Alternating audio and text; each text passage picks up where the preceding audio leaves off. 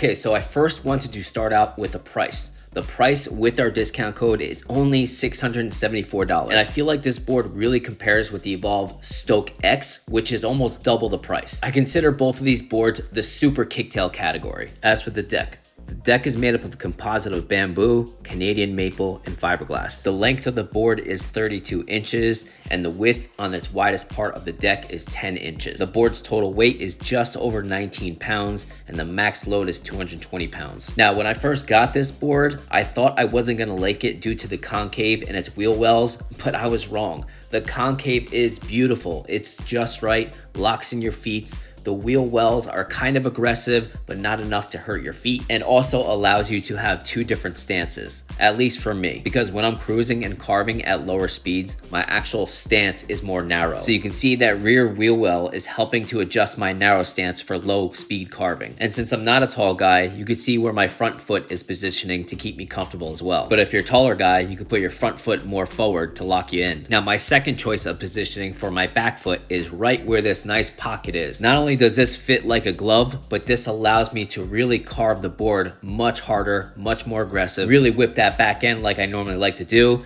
And then if you want to bomb hills and go fast, it keeps you nice and stable. Now, speaking of the kicktail, there are so many cool things you could do with a board with a kicktail, such as just popping it up, making it nice and easy to grab the board, carry it around, because when you pop it up like this, it doesn't make you look like an amateur rather than just picking up the board. Or you can even make it look a little steezy. Walk by the side of the board and kick it with your heel and catch it from behind. And then of course, pivoting the board. Pivoting the board allows you to turn on a dime. It allows you to have a little bit more fun. It allows you to turn the board completely in a 360 without actually accelerating. Then to look like a little bit more of a pro rider, get a running start with the board just like an actual skater would do. This makes you look a little bit more experienced and also will save a little bit on range. Then you can also practice reverts. Whether you're starting out with a 180 slide and you need to revert the other way, or you just want to get a running start on the board while it's rolling backwards and you want to revert it forwards, have a little bit of fun, this is another good option. And then of course, my favorite thing to do is hopping off of curbs. Hopping off of curbs just makes the riding so much more fun because everywhere I go, there's a curb everywhere. I don't know, I just feel like it's kind of like an obstacle course for me because they're always around. And then of course, popping up the front end, aka wheelies, aka manuals. In the skating world, they call them manuals. Sometimes people call them wheelies here. Sometimes it's good just to pop it up real quick to get over sewers, cracks, or just little imperfections in the road. This allows you to have a smoother transaction when riding over those cracks or manhole covers.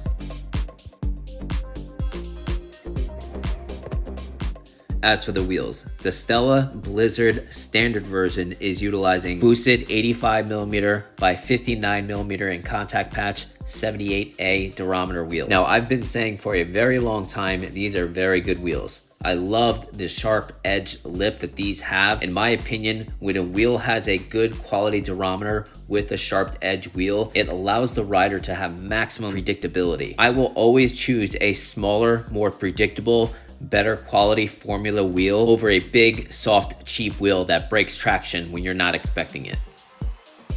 As for the trucks, as usual, ACEDECK's CNC reverse kingpin trucks are beautiful. But in the past, I did criticize their trucks and their bushings before because I always felt like they were just super duper strong and super stable and just very stiff and kind of boring. But now they are dramatically better. They carve great, good stability, they're not super thick and chunky, and they're not crazy heavy because these are 8mm axles rather than 10. And I'm just so surprised on how much better this rides in comparison to their last Stella kicktail board. As for the ESC, this is my favorite upgrade for the Stella kicktail board. Their brand new 4.0 optimized FOC ESC. Not only is it pushing more power than the last Stella mini model, but the throttle curve and power together is so far better than all the other ACEDECKs I've ever tested. I remember the Stella mini kicktail board just didn't have that much power, and then something like the Stella S3 had a little too much power for its size. This right here, this has that perfect, clean, perfect amount. As for the remote,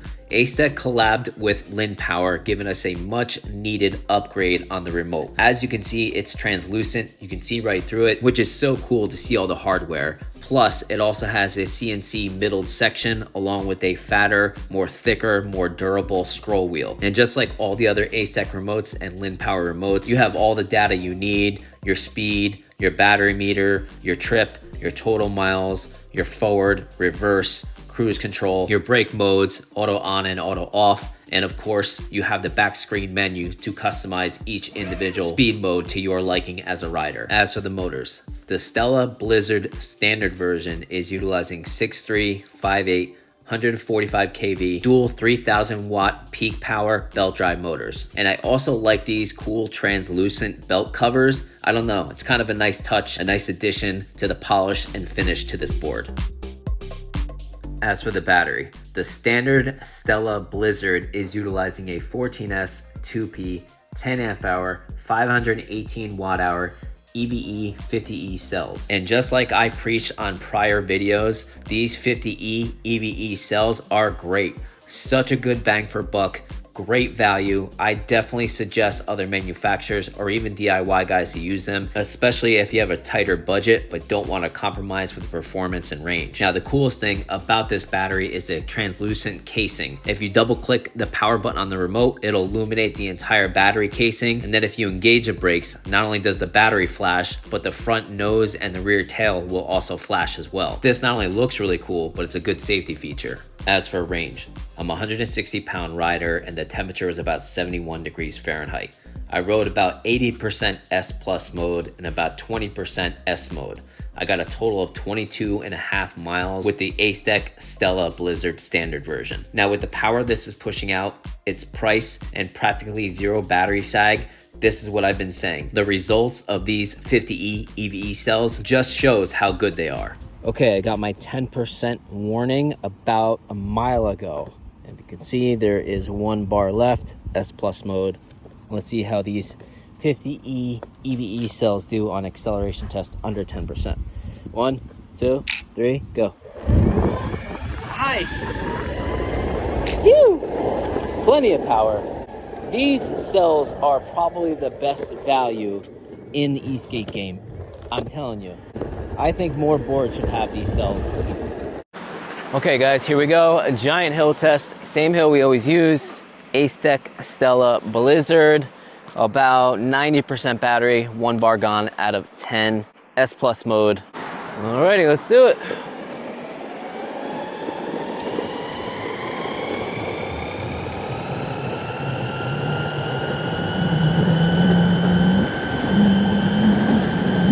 $25, $26 the remote says. 24. Woo! Wow. Holy moly, that's impressive. Damn. Whew. That thing killed that hill. Jesus. Let's check the rider out. 25 miles per hour right on the nose. Very impressive. Good job, ACEDECK. All right, acceleration test. S plus mode. 2 bars gone out of 10. 1, 2, 3, go. Nice. Ew. It's very hard to explain, but ACEDECK has dramatically made their ESCs so much smoother. The only word that can describe it the best way, in my opinion, is clean. It has such clean power delivery. It feels super smooth. I just can't, it's just hard to explain. It's just ultra clean. I know it sounds silly, but it's true. Okay, kiddos, here we go. Top speed test on the ACEDECK Stella Blizzard. Almost full battery, 85mm boosted wheels. All right, let's do it.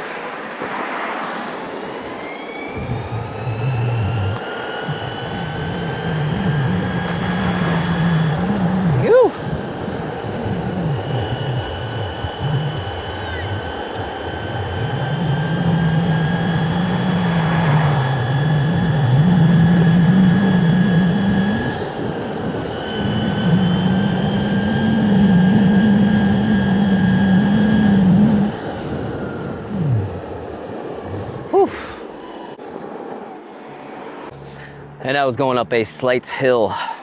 Let's check the rider app. 27.5 miles per hour up a slight hill.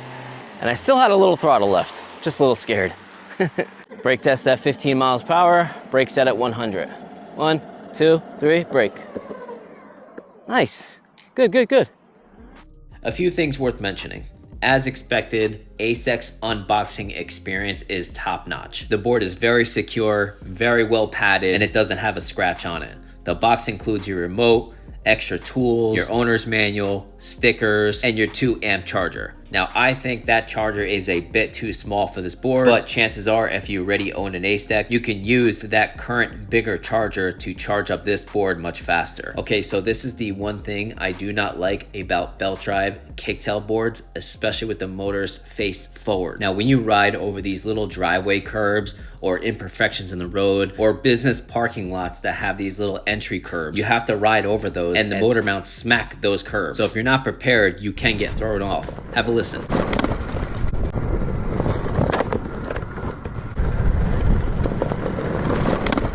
Now here's the motor mounts 2 weeks after riding. So if you ride the board every single day for a couple years, the motor mounts are gonna look like crap. But again, be prepared when you run over things. Now, another thing I don't like about belt drive boards with motors face forward is constant rocks, debris getting caught in the belts and the pulleys. It always happens, whether it's my OG Backfire Zealot or my Tynee Ultra, both belt drive boards, both with motors facing forward. So riding forward and having all that momentum, all the debris just goes right in there. Okay, so there is one thing I don't really like about the board. Not a big deal, it's me being picky, but it's definitely something worth mentioning.